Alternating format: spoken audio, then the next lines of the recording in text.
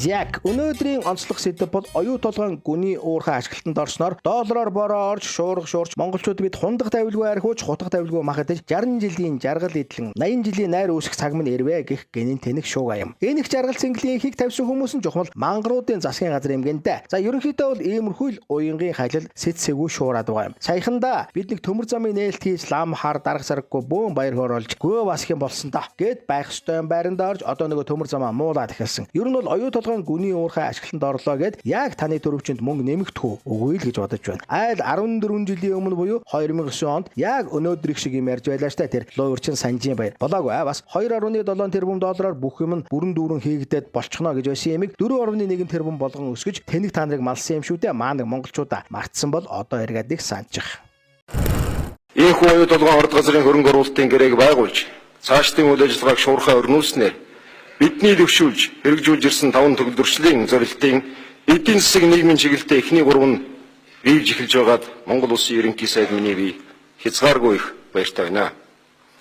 Хэдэн жилийн дараа Монгол Улсын эдийн засаг илүү төрөлжсөн, олон тулгуур бүхий хөгжингүү бүтэцтэй, ашигт матболыг боловсруулах эцсийн бүтээгдэхүүний үйлдвэрлэл үлэмж хөгжсөн, өрсөлдөх шалгуур сайтай улс орн болно гэдэгт би ерөнхий сайдын хувьд огт эргэлзэхгүй байна.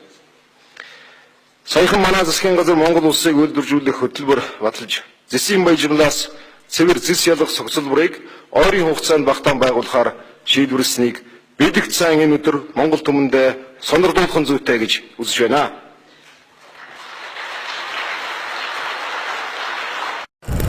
Ийм л юм болж үлээ. Тэр үед алга болсон 1 тэрбум 700 сая доллар одоо ч яригдаггүй юм. Яг үүн шиг мангруудын төрөвч бол түнтийн ядаж л тэдний сайд дарганаар байр сууцандаа засварж, машин тэргээ сайжруулж, хурган дараа боловч лаан 300 унах болно гэгчлэн түмэн мянган өөрчлөлт орхол байх. Өнгөрсөн онд сүр дүүлэн болж байж эхлүүлсэн хэмнэлтийн горимч нь байхгүй болно л гэсэн үг шүү дээ. Шууд утгаараа та бидэнд юу ч өртөхгүй, дандаа дарга нарын тансаглал галзуурах их үүсвэртэй болж байна гэсэн үг юм. Үүнийг бид 32 жилийн туршлагаасаа мэднэ л дээ. Угтаан бол 3 мянган уурхай ухаж зөөж байгаа хэдий ч 3 сая хүний амжиргааг дээшлүүлж чадахгүй байгаа нь ганц шалтгаантай юм. Яагаад гэвэл газар нутгийг мань ухаж зөөж байгаа новчнууд сая долларын ашиг оллоо гэхэд Монголд мань ердөө 1000 доллар л үлддэг баг. Бусд нь гадны банкнд үлдэж гадаадын эдийн засагт хөрөнгө оруулж барилга байшин хаус ордон болоод л дашишог болдог. Учир нь ердөө л юм. Оюу толгойч нэх ялгаагүй дээ. Яг өнөөдөр та бид тэр том даацын шуудаа дотор юу ч хэд гаргаж байгааг огт мэдэхгүй. Шээгч боломжгүй нэгдсэн журмаар бууз шуудаг жолоочронч түүнийг мэдэхгүй зөвхөн хил гаргаж өкөл үүрэгтэй. Хятадын хил рүү оронгуут л хужаа жолооч машиныг нь аваад явна тэгээд л гүйцэнэ. Тиймээс тэр шуудаа дотор алт мөнгө өөр юу байгааг хэн ч мэдэхгүй бол хэдийн хэрийн ашиг болж байгааг чөтгөр бөөмөд. Мэдэж байгаагаар Риотын тооч нь 2019 онд хувьцаа эзэмшигчдтэй 7 тэрбум 200 сая долларын ноогдол ашиг тараасан байдаг. Тэгэхээр гаргасан зардлаа нөхчихсөн байсан гэсэн үг шүү дээ. 4 жилийн өмнөх мэдээ баримтчүүдээ энэ бол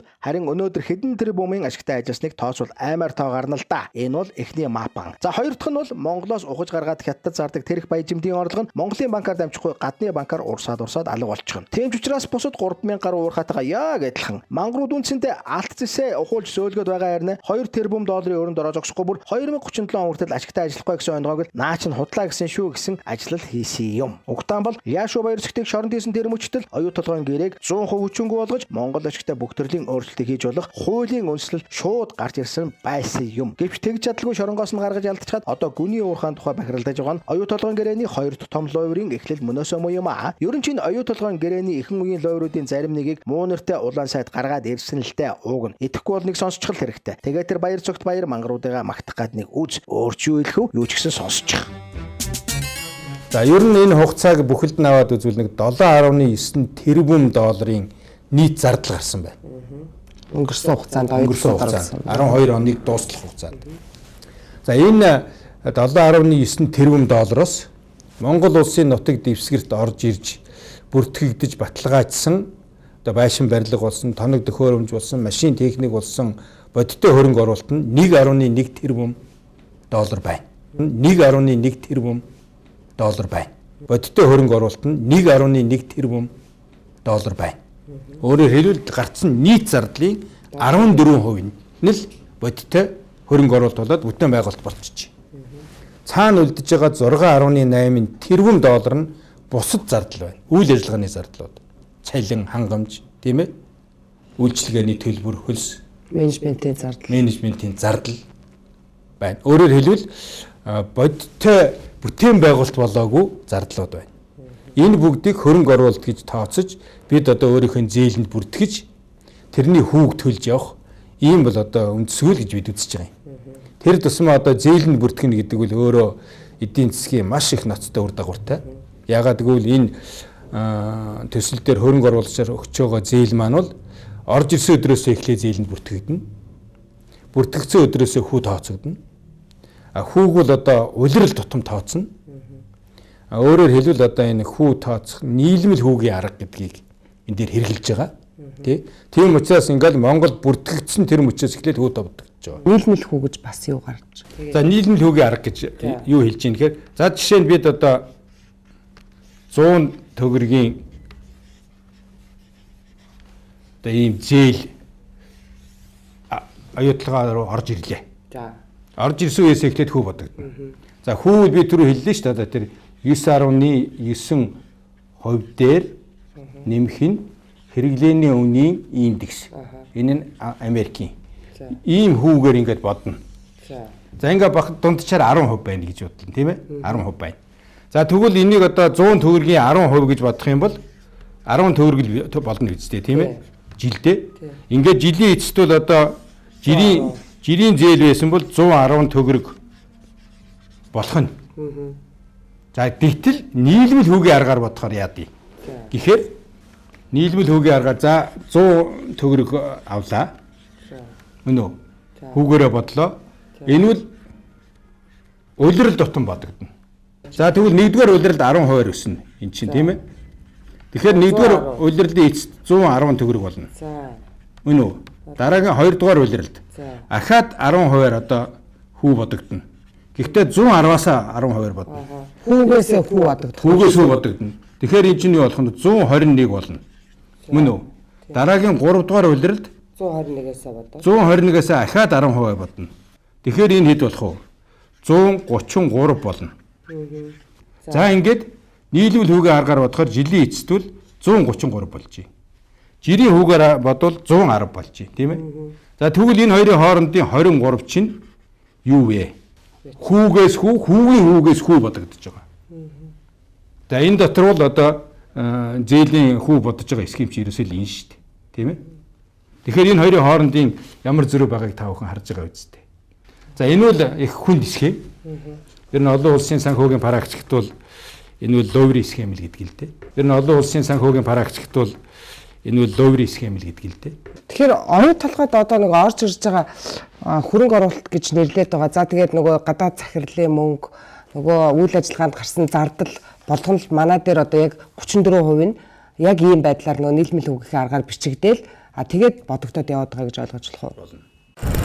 Тэрэнд юу вэ гэхээр зэрэг одоо толгой компанийн удирдлагуудын гаргасан зардал. За тэрэн дотор тэр одоо байрны түрээс мөрөөс хүүхдийн төлбөр, аялал жуулчлал, хүнд өгсөн бэлэг дурсгал, сургалт бүгд байна. Сургалт тустай би даас истэж. За үүнээс гадна тэр одоо үйл ажиллагааныхаа урсгал зардлыг хөрөнгө оруулалт гэж бичсэн. Тэр нь одоо сургалтын зардал байх жишээтэй тийм ээ. За энээс гадна ерөөсөө Монгол улсад огт хийгдээгүй гадаадд хийгдсэн хөрөнгө оруулалтыг манай одоо энэ хийсэн санхүүжилтөнд оруулаад бичсэн. Хөрөнгө оруулалтын тухай хуулиар гадаадын хөрөнгө оруулалт гэж үг хэлдэг гэвэл Монгол улсын нутаг дэвсгэр дээр орж ирж одоо бий болсон тэрл одоо зардлыг тэрл бүтээн байгуулалтыг хэлдэг хөлтэй. Гэтэл одоо гадаад улсад байшин барилга барьсан байна. Цахилгаан дамжуулах шугам барьсан байна. Энийг оруулаад бичсэн байна. Тэр үеийн хэл одоо Монгол улсад бүртгэгдээгүй гадаад улсад бий болгоод ажилуулсан төлөөлөгчийн газрын зардлыг энд оруулсан байх жишээтэй. Тэгэхээр энэ зардлуудыг бол бид нар ялгаж салгаад энэ Монголын талд олгож байгаа хөрөнгө оруулалтын зээлнээс ангилах учиртай. Тэгэхгүй л бид чинь ингээд өөрт хамаагүй баахан зардлыг өөр дээрээ хөрөнгө оруулалт бичиж аваад тэнд хүү төлөх нь шүү дээ. Тэгэхдээ нийлмэл хүүгийн аргаар төлөх нь шүү дээ. 2009-10 онуудад бол хөрөнгө оруулагч тал 1 тэрбум 55 сая долларын хөрөнгө оруулалт хийсэн гэж тайлгансан байна. За гэтэл түүнээс 300 гаруй сая долларын хөрөнгө оруулалтыг хүлээн зөвшөөрөх боломжгүй хөрөнгө оруулалт байна. За тэр нь яагаад хүлээн зөвшөөрж болдоггүй юм гэхээр одоо жишээлбэл хөрөнгө оруулалтын гэрээн дотор оюу толгойн гэрээ хүчин төгөлдөр болохоос өмнө гарсан зардлыг одоо оруулалт тооцохгүй гэж бичсэн байна. Гэтэл энэ 2009 оныхаа тайланд болохоор 2004-5 онуудад хийсэн хайгуулын зардалд 100 сая долларыг одоо төлөхөөр бичсэн байх жишээтэй. Тэгэхээр энэ маань бол одоо нэгдүгээр гэрээг ноцтой зөрчиж байна.